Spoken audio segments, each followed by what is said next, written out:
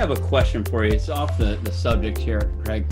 I want to go on to the '84 Olympics just to find out some information on it. But I have a different reaction a lot of times when, and I'm guessing you probably do too, but when a swimmer that may be trying to beat you, I don't know if you ever had this, and they come up and they say, "Oh, I'm going to really beat you bad," type of thing.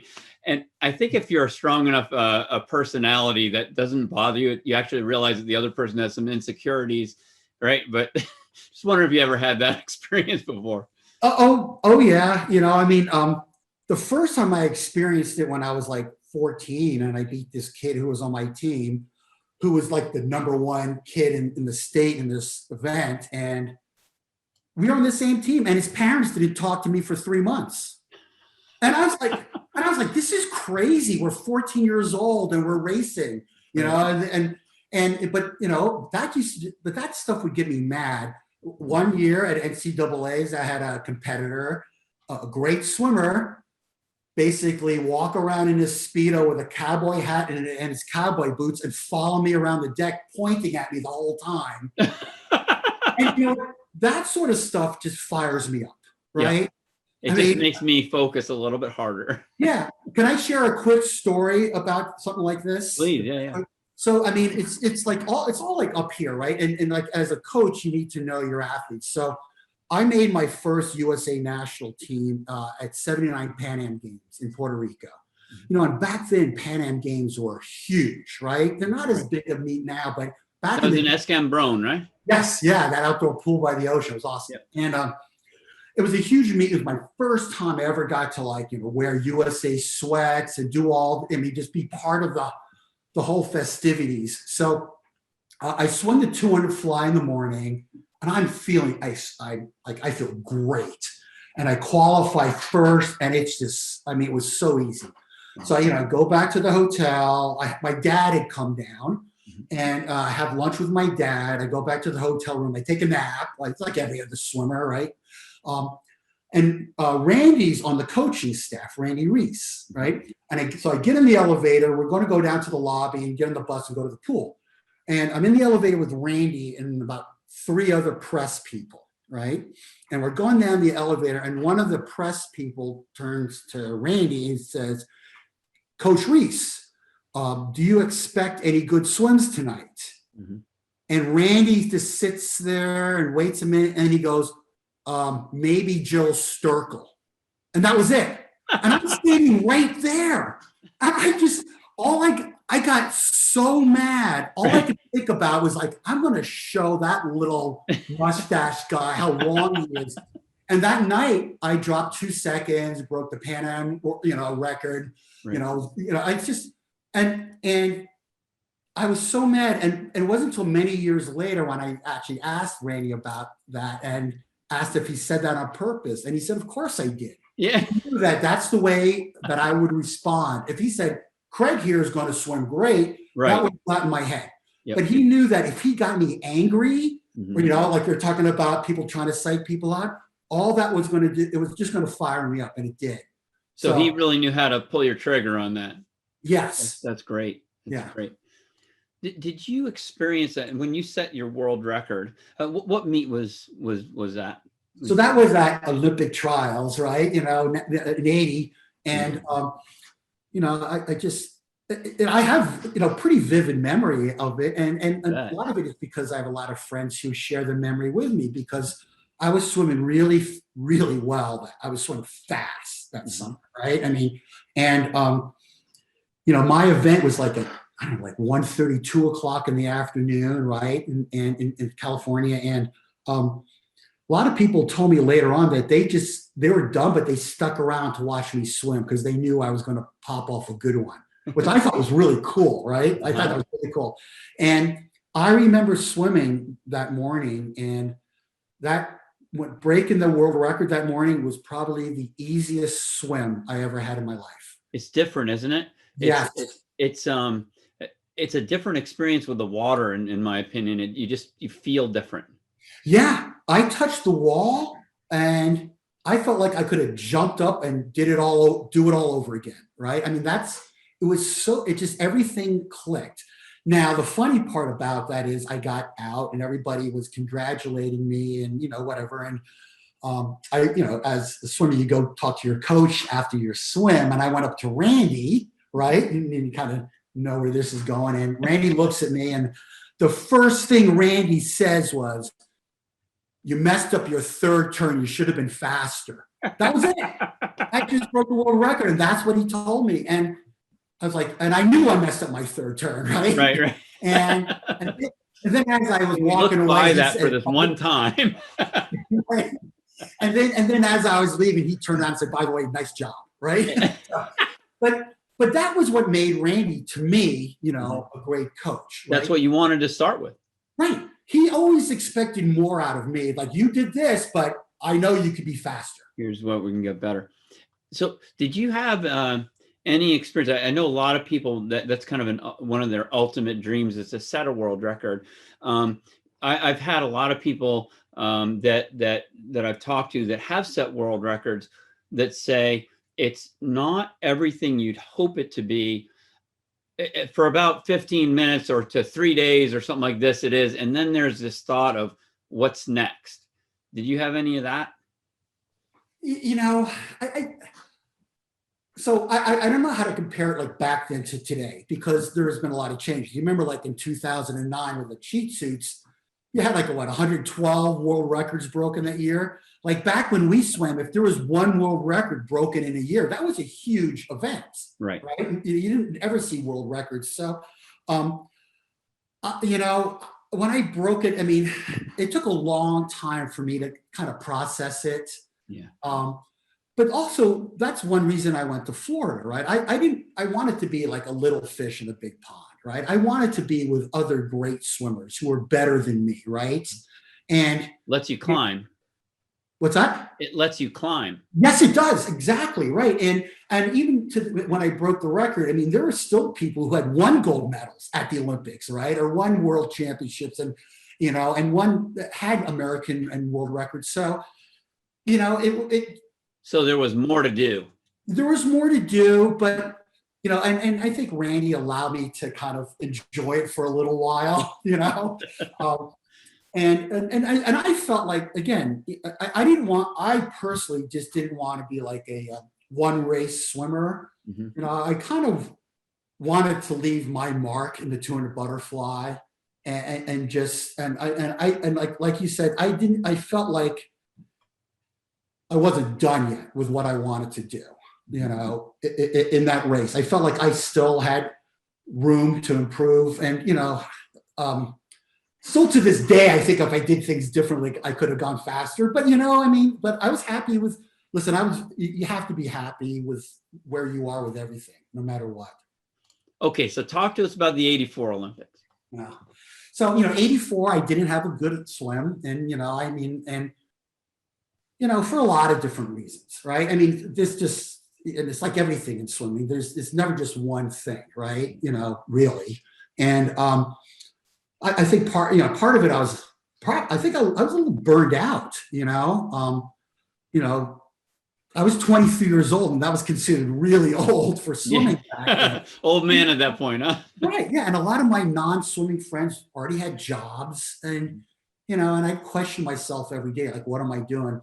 I made a really fatal mistake going into the 84 games training, and nobody said anything to me about this. And I was surprised, or maybe they felt like they couldn't, right? But I decided that I didn't want to work. This is going into, I already graduated in 82, done with my college swimming, graduated school and everything, got my degree. And I decided I didn't want to work, and I didn't want to go to grad school. All I wanted to do was focus on my swimming and keep that momentum going.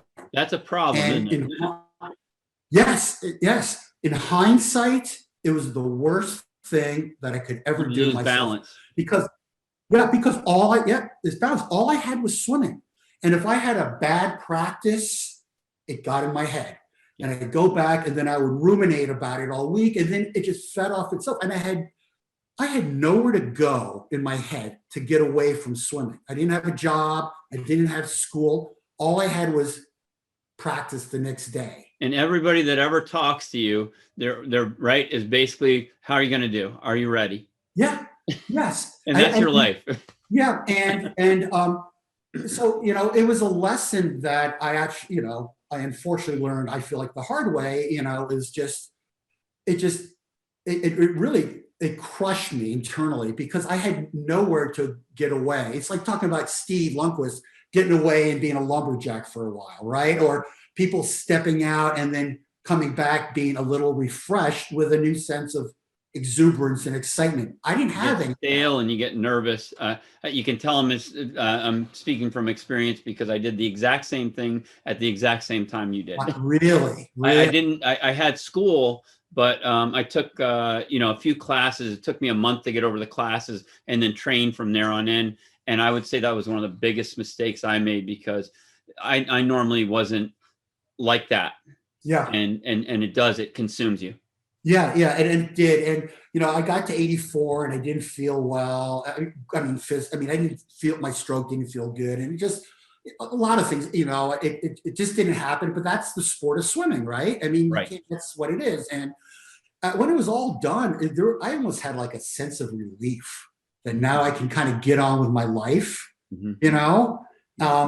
Because again, we were amateurs, so now I had to figure out, like, what am I going to do now? Right.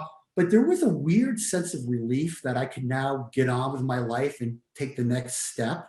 And I didn't walk away from the sport hating it. It was time, right? It was time. And so the whole, so that your college experience, your Olympic experience, has just been very interesting. So many different aspects of your life. Let me ask you this: as you went on to your career, how do you feel like swimming, or did it contribute to your success in your later career? Well, I mean, you hear it all the time from everybody. What I'm going to say is not new, but I mean, what you learn along the way from swimming, the dedication, the time. Listen, swimming is one of the most honest sports out there, right? I mean, you have to be, if you want to succeed and get better at swimming, you have to be absolutely honest with yourself, right? Right. I mean, if you're not working hard, if you're goofing around, if you're, right? I mean, you have to be completely honest with yourself and in your training if you want to be able to continue, to excel. And I think that process really parallels what you're going to do in real life as well, right? And it's going to take hard work. You're not going to all of a sudden start a new job or career and be the best in the world right away. There's a process. There's time, right? It's like learning to play a musical instrument. You just don't pick it up and play it right away. But if you do everything the right way and you do it consistently, right? Consistency, I think, is a big word for me in the sport of swimming, right? You just can't say, I'm going to practice hard one day a week or 3 days. You got to do it every day. But that's how you get good, right? So real heavy commitment and not being afraid of commitment. Right. But that being said, I will say and you're hearing it more and more now from some of these great swimmers who are talking about some of the difficulties they're running into. Like, it isn't all gravy, right? Like, one of the things I learned the hard way was, as an athlete, you were taught, and it's drilled into you, just to push through the pain. Just keep pushing, right? Just push, just keep pushing. That's how you're going to get better. Just keep pushing. Real life doesn't work that way, right? If you keep pushing, you're going to push away people, like a relationship, or people you work with, or like, something that I learned when I did a lot of martial arts, and one of them was, one of the styles I trained with, Wing Chun, was learning how to redirect energy, right? You can't always fight force with force, but as an athlete, you're always taught, keep pushing, keep driving, keep going, right? Now, today, people are smart, right? Coaches are smarter, people are smarter. People say, back off and rest and whatever. But back when we trained, it was just, you're given 100. Tired, go harder. Go harder, right, right. And so that, and I think, you have to have that sort of inner drive to have success in anything. But I think today you also have to be wary of the pitfalls that come with it. And we weren't aware of that back then. I think today, because of some of the things these great swimmers are talking about, I think more people, that drive is still there, but I think people are more a little in tune with some of the other negatives that can follow that. Mm. Well, Craig, I feel like you made a big mark on the swimming world. I can tell you, at least from my standpoint, I've always admired your capabilities, and even more, I feel like you look at I think you have that black cap on for a reason. And I don't know if you'd mind sharing that with everybody, but you do so many incredible things with your life. And I feel like you positively impact so many people around you, because I was just watching a little bit of when you were doing it and the friends that you have that joined you. And just to watch you, go through what you were doing, and it's fantastic. So if you wouldn't mind, I'd love to see. He luckily, Craig's got a great head for doing this. So, so I'll do the big reveal. Look at that. That is one beautiful haircut right there. I love it. And your daughter did that, right? It's only been a week and a half and it's grown back. So it feels funny then, right about that side, right? It feels great. Yeah, like a chia pet. But so if you don't mind, I'd love to just, say a couple things about Swim Across America and why. Please, I'd love to hear more about it, and I think all of our audience would. It's such a great thing that you're doing. Thank you. And it's such a great way to give back. Thank you. Well, so what happened was when I was in high school, my mom had cancer. Okay. And she had a radical, double radical breast mastectomy. And as a teenager, I lived with the possibility of my mom not making it, right? As did my sister and my dad. And it was always out there. And I saw the strength in her, right? And then, and she lived for many years. She eventually did succumb to a different sort of cancer. But what happened along the way was I left Florida, came back to New Jersey and started working. I started my career. I had a career on Wall Street that lasted 17 years. And a couple gentlemen from Connecticut reached out to me, Jeff Keith and Matt Vossler. They were starting this event called Swim Across America. Jeff had lost his leg to a stereosarcoma. And Jeff was one of my big inspirations. I mean, Jeff could do everything, minus a leg. And, he never let that hinder him or anything. And they asked, somehow they knew that my mom was a cancer survivor. And they asked me in 1987 if I wanted to get involved with this new organization to raise money for clinical trial cancer research. So, and I said, yeah, absolutely. I mean, this is a way for me to take my swimming and actually do some good with it. And back then, there was nothing going on, right? I mean, today there's a lot of stuff, but back then, very little swimming was going on outside of what was going on in the pool. So, we started this little event. I say we, it wasn't me, but I participated with it as a Olympic type of swimmer. The first year we did it, in the Long Island Sound, our boat sank and we probably lost money. But it's grown year to year, and we've had all Olympians participate, and we, just because they want to, and in a way, because back in the 80s, U.S. swimming back then never had an Olympic alumni program. So, I mean, once we were done, we were done. So kind of by default, we became that. So Steve Lundquist, Rowdy Gaines back then, Joe Sturkle. I mean, more and more people started getting involved through the years until, current big name swimmers like Missy Franklin has many times has participated, and they do it because they want to do it. And so what we do is we raise money through open water swims and pool swims for clinical trial cancer research. And we have 21 open water swims, and wherever we do a swim, the money that's raised there stays there. Last year, we raised close to $10 million. We're getting close to raising $100 million overall. And it's real.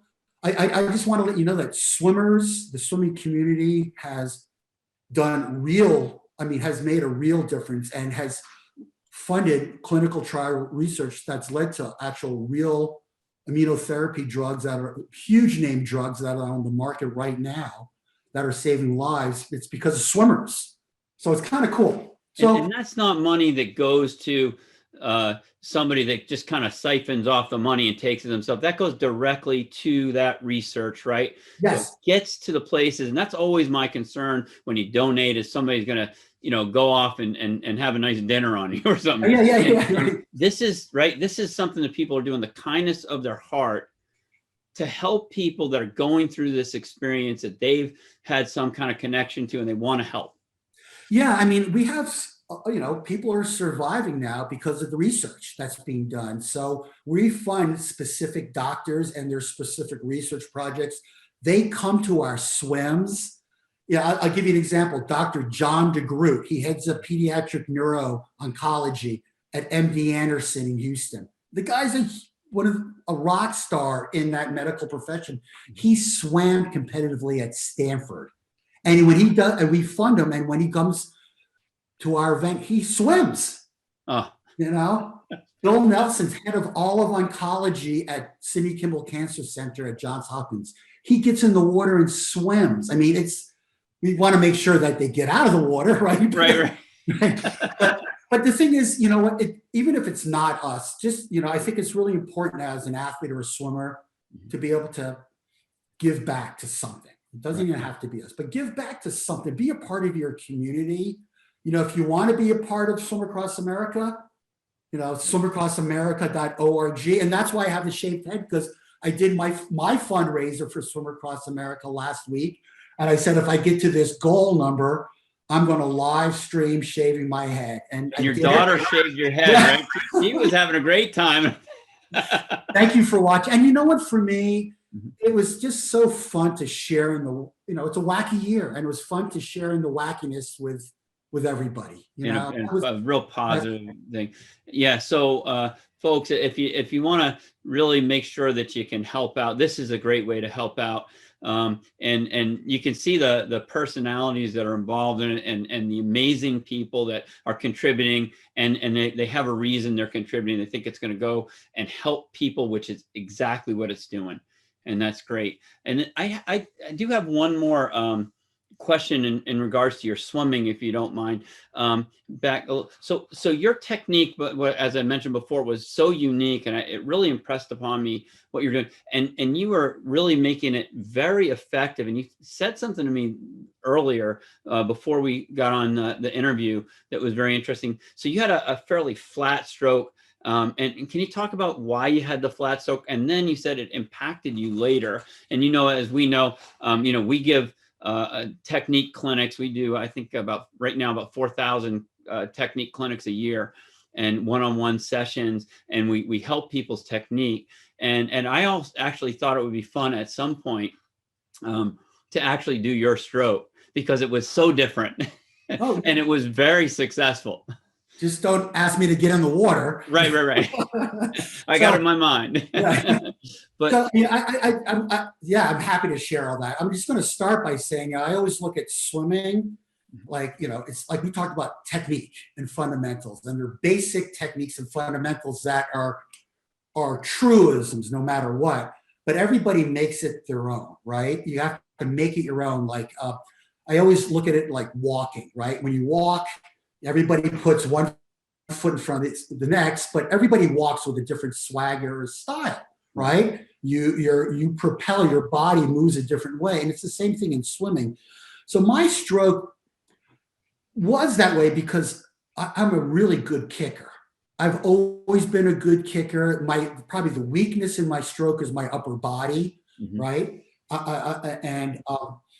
But my legs and my torso was everything. So I used to always look at my stroke as, and you probably discussed this too, I never used to imagine myself as pulling first and then kicking, right? But I would always perceive my stroke as my legs and my torso pushed me forward, and my arms just followed my body, right? That's the way that's the way I thought of it, right? Always my body propelled me forward. My arms just followed what my body was doing, right? I always remember that. And then it kind of accelerated through. But what I was so comfortable.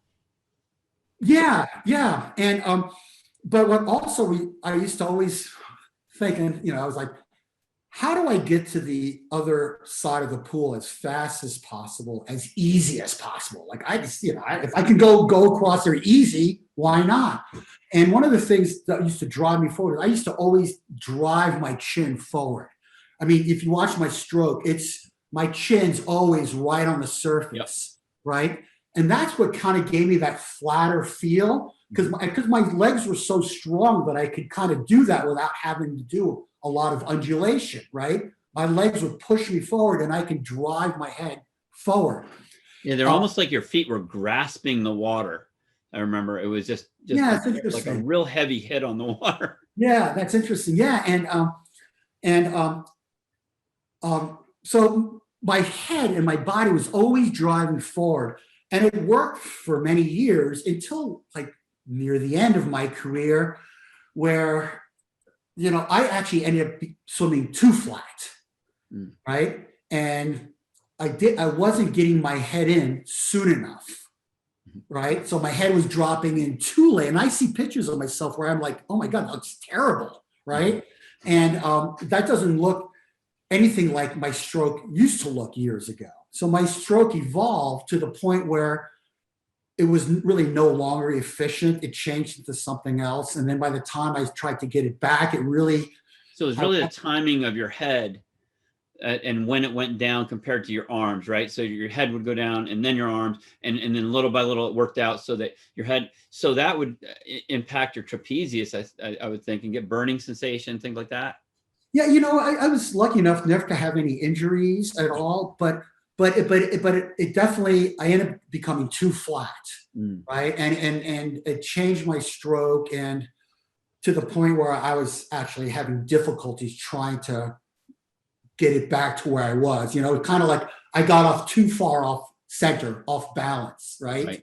It's kind of like you and I were talking about earlier, like, first of all, I want to say, like, I always use Mel Stewart as an example about things that are different, right? Because like, what's right or wrong? Like breathing every stroke, breathing every other stroke. I used to breathe every other stroke.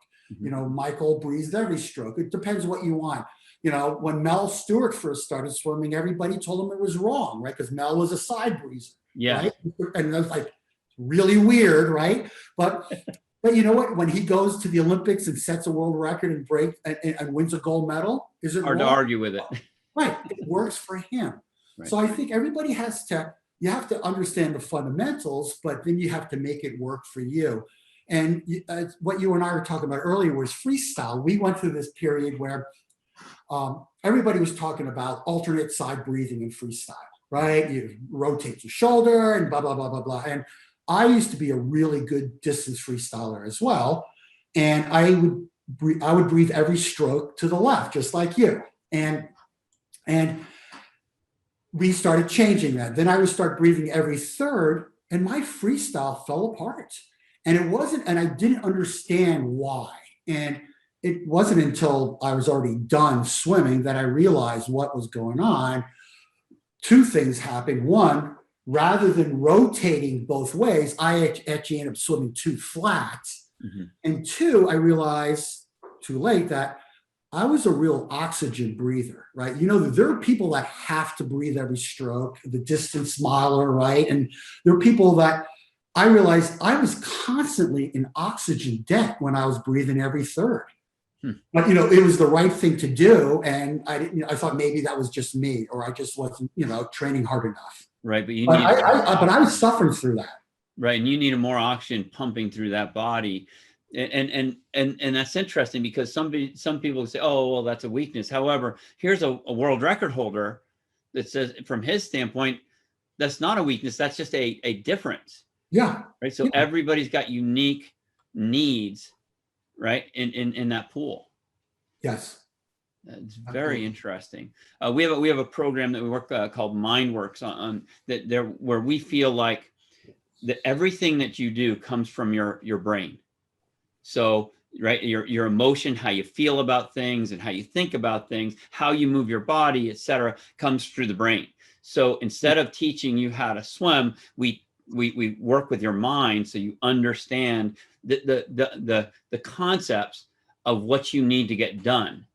And then the technique comes out of your understanding of how the water works and how force works and things like this. I think that's so important. And even if you take it back to the days that we swam on simpler terms, when we still, and they still do, when we visualize our races, right? Right. So I used to visualize my races not from on the starting block when the gun goes off, but from the heat before. Because I used to think, when am I most nervous? Not when I'm standing on the block. It's usually while I'm waiting, while the heat before me swimming. So I wanted to, like, we talk about like swimming fast and kind of experience that race mentality in practice. It's the same thing mentally. The more I could get used to what it's like to be nervous while I'm waiting for my heat to come up, then the better I'm going to be when I finally do it. And then what I used to do, and for the longest time, I used to think I was the only one doing it until I heard someone else say they did it. But, I would visualize my races with my eyes closed, right? With a stopwatch, right? So I would, the gun would go off in my mind. I would swim a 200 butterfly, and when the gun went off, I pressed the stopwatch. And then I would swim my whole 200 fly, every turn, everything, touch the wall, and I'd stop the watch. And I would always be within a tenth or two of what I wanted to be, always.